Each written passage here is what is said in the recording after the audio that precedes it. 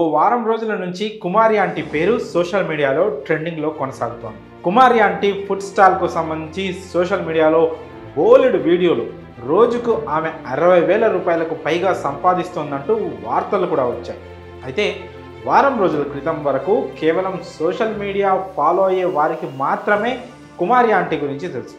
అయితే ఎప్పుడైతే పోలీసులు ఆమె ఫుడ్ స్టాల్ని సీజ్ చేసి కేసు నమోదు చేశారో అప్పటి నుంచి ఆమె రేంజే మారిపోయింది. ట్విట్టర్లో కుమారి ఆంటీ హ్యాష్ట్యాగ్ ట్రెండింగ్లోకి వచ్చేసింది. ఈ అంశం ఎంత సంచలనంగా మారిందంటే దీనిపై ఏకంగా తెలంగాణ రాష్ట్ర ముఖ్యమంత్రి స్పందించడం, వెంటనే ఫుడ్ స్టాల్ తెరవడానికి అనుమతి లభించడం వంటివి చకచకా జరిగిపోయాయి.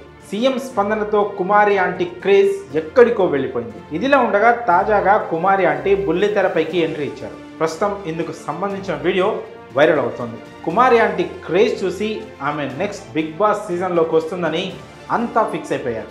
అయితే ఆలోపే కుమారి ఆంటీ ఈటీవీ షోలలో కనిపిస్తోందని చాలామంది భావించారు.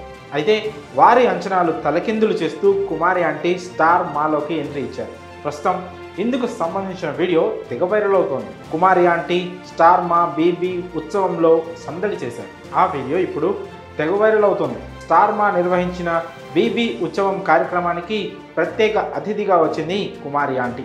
పైగా షోలో పాల్గొన్న వారందరికీ తన ఫుడ్ స్టాల్ నుంచే నాన్ వెజ్ భోజనం తీసుకొచ్చి వారికి స్వయంగా వడ్డించినట్లు వీడియోలో ఉంది. ఈ కార్యక్రమానికి యాంకర్గా ఉన్న శ్రీముఖి, మా బీబీ ఉత్సవంలో మాకు కడుపు నిండా భోజనం పెట్టిన మా కుమారి ఆంటీకి థ్యాంక్స్ అని చెప్పడం వీడియోలో చూడవచ్చు.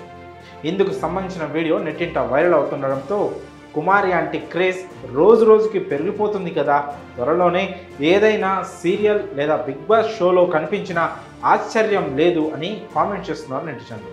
మరి కుమారి ఆంటీ క్రేజ్పై మీ అభిప్రాయాలను కామెంట్స్ రూపంలో తెలియజేయండి.